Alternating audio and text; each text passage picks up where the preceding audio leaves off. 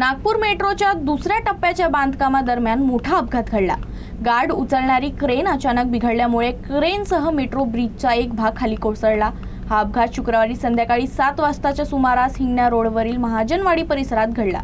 सुदैवाने या अपघातात कोणतीही जीवितहानी झालेली नाही। दरम्यान या घटनेचा व्हिडिओ सोशल मीडियावर व्हायरल झाला असून मेट्रो बांधकामातील सुरक्षेच्या व्यवस्थेवर प्रश्नचिन्ह उपस्थित झाले आहेत।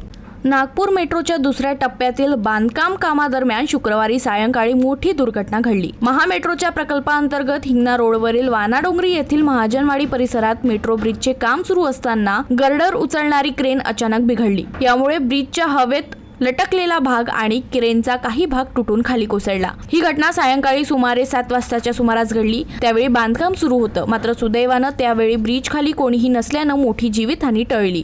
घटनेनंतर परिसरात एकच खळबळ उडाली आणि तिथं उपस्थित असलेल्या नागरिकांमध्ये काही काळ गोंधळाचे वातावरण निर्माण झाले। सध्या नागपूर मेट्रोच्या दुसऱ्या टप्प्याचे काम वेगानं सुरू असून प्रकल्पाचे 50%हून अधिक काम पूर्ण झाले आहे। त्याचबरोबर ॲक्वालाईनच्या विस्ताराचे काम देखील सुरू आहे। मात्र या अपघातामुळे बांधकामादरम्यान सुरक्षेच्या उपाययोजनांवर गंभीर प्रश्न उपस्थित झाले आहेत। दरम्यान या घटनेचा व्हिडिओ सोशल मीडियावर मोठ्या प्रमाणात व्हायरल झाला आहे। मेट्रो प्रशासनाने या घटनेची गंभीर दखल घेत अपघाताच्या कारणाची चौकशी करण्याचे सांगितले आहे।